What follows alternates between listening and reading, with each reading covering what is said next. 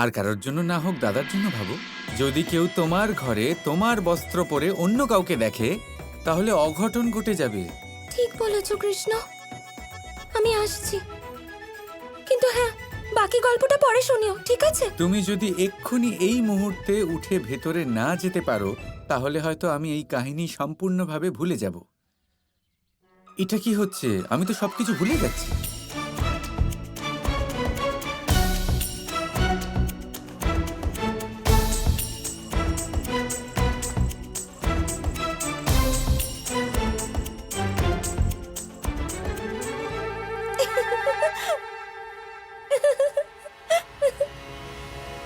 সত্যি দাদা, আমি জানতাম না আমাকে এত সুন্দর দেখতে।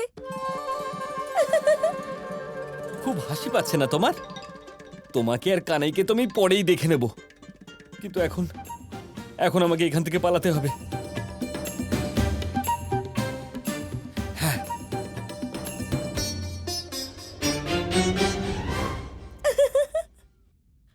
আয়ান, দরজা ভেঙে দাও।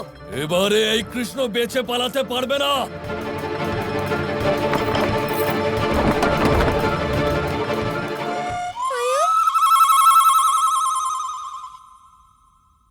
আয়ান, তুমি ঠিক আছো তো? কৃষ্ণ, কোথায় তুমি? বাইরে বেরো কুটিল। কোথায় তুমি ধূর্ত? বাইরে বেরো। আয়ান, এটা কি করছো? আর দরজা ভাঙার চেষ্টা কেন করছিলে? বলেছিলাম আমি যে কৃষ্ণ ভিতরে নেই। বাবা, এসব কি হচ্ছে? নিজের প্রশ্নর ভান্ডার তুমি নিজের কাছে রাখো, বুঝলে? এখন আমার প্রশ্নের উত্তর দাও। এতক্ষণ ধরে গলা ফাটিয়ে ডাকছি তোমাকে, তুমি উত্তর কেন দিচ্ছিলে না? উত্তর দিয়েছিলাম মা, হয়তো দরজা ধাক্কা দিতে গিয়ে আপনি শুনতে পাননি।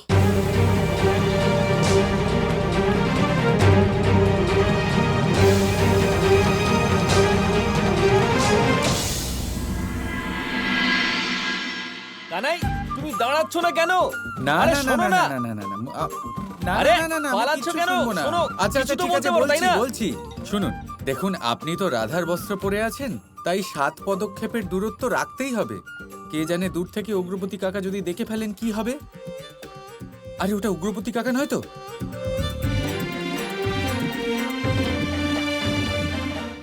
বাজে ভাবে ফাঁসাবো আমি তোমাকে, কানাই। দেখে নিও। মহারাজ রাধা ওই কৃষ্ণর সাথে দেখা করছে, মাঝে মাঝেই বাড়ি থেকে বেরিয়ে যায়, তাও আমাদের না বলে। ফিরে ঘর বন্ধ করে বসে থাকে।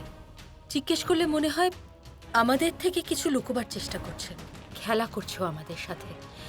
এত বড় শাস্তি পাওয়ার ভয় দেখানোর পরেও সর্বদা হাসি মুখে থাকে। মহারাজ, এখন রাধা আর কৃষ্ণকে একে অন্যের থেকে দূরে রাখাটাই বুদ্ধিমানের কাজ হবে। ওদের এক করার ভাবনা আমাদের ত্যাগ করতে হবে। মূর্খ তোমরা দুজনে, এক করো ওদের। আর আমি তো বলবো এমন ভাবে এক করো যাতে সমস্ত বর্ষণা দেখতে পায়। রাধা যদি বর্ষণাতে অপবিত্র ঘোষিত হয় তাহলে আমি মহাবলী কংস সমস্ত 108 গ্রামে রাধাকে আশ্রয় নিতে দেব না। আর ওই রাধার কাছে আত্মঘাতী হওয়া ছাড়া আর কোনো পথ থাকবে না।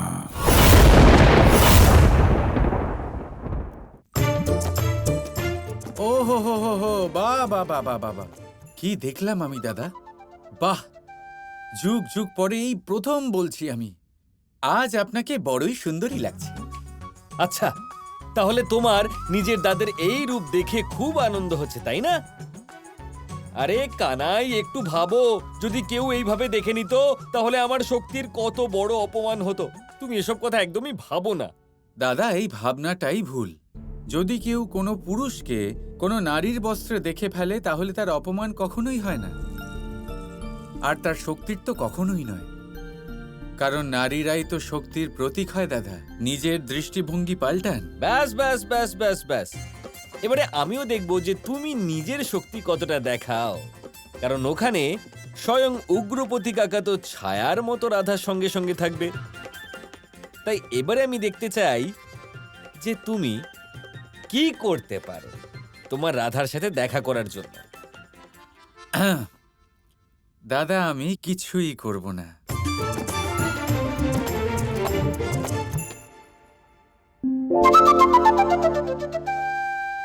তুমি আবার আমাকেই ফাঁসাবার ফন্দি করছো না তো? না না না না, ওটা একদম ভেবো না, কারণ আমি এখন এরকম কিচ্ছু করব না, আগেই বলে দিচ্ছি। আরে আগে আমার কথা শুনুন, আমি এরকম কিছুই করব না। আমিও কিছু করব না, আর আপনিও কিছু করবেন না। তাহলে করবেটা কে? আমাদের প্রিয় গণেশ দেবের জন্মদিবস আসছে দাদা।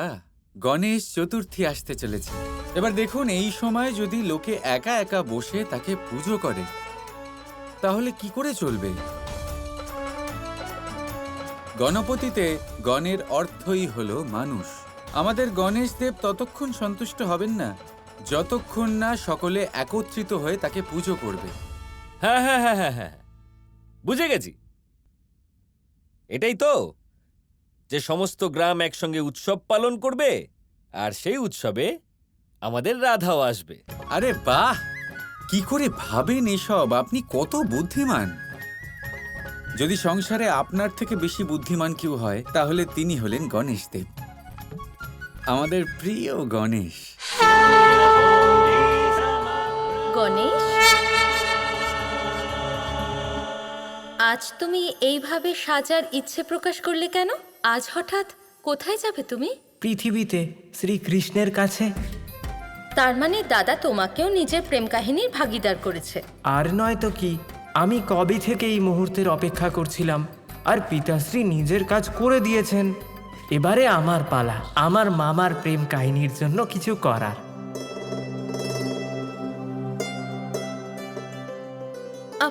গণেশ, এই মোদকগুলো খেয়ে যাও।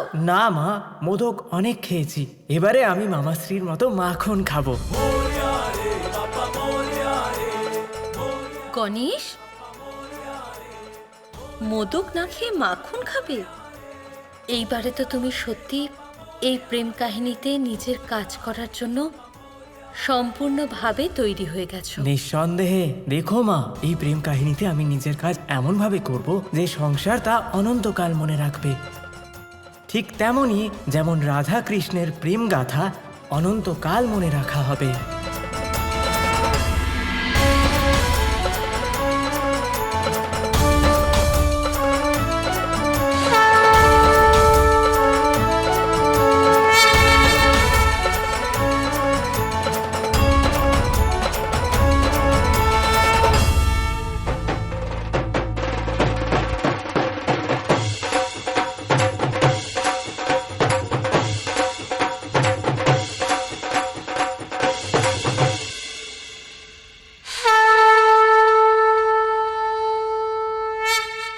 সকাল হতে না হতেই ঢোল কাঁসর বাজিয়ে সমস্ত গ্রামে উৎপাত করা, এটা ছাড়া তোমার কোনো কাজ নেই, জানি আমি। কি জটিলা কাকি, সকালবেলা ঘুম থেকে ওঠার পরই আপনাকে এত অশুভ কথা বলতে হচ্ছে? আমি নিজে আসিনি, আমায় পাঠানো হয়েছে। আর কে পাঠিয়েছে তোমাকে? বর্ষণা আর বৃন্দাবনবাসীরা। ব্যাপারটা হচ্ছে যে, আপনার নিশ্চয়ই মনে আছে যে কিছুদিন আগেই গ্রামের ওপরে একটা ভীষণ প্রাকৃতিক বিপর্যয় এসেছিল, যার সম্মুখীন আমরা সবাই মিলে হয়েছিলাম। সেই জন্যই এইবার আমাদের সকলের ইচ্ছে যে বিঘ্নহর্তা গণেশ দেবের জন্মদিবসে গণেশ চতুর্থীর উৎসব আর মহাপুজো আমরা সবাই একসাথে পালন করব। এই পুজোর পরিকল্পনা কে করেছে? আরে সেই, আপনারা তো চেনেন তাকে। সে কে? সেই আমাদের প্রিয় নন্দ বাবা। মিথ্যে, এই পরিকল্পনা নিশ্চয়ই ওই ধূর্ত কৃষ্ণর, নন্দ কাকার নয়। মিথ্যে বলছে এই বলরাম। খুব ভালো পরিকল্পনা, ভীষণ শুভ, তাই না? রাধা কৃষ্ণ কৃষ্ণ কৃষ্ণ কৃষ্ণ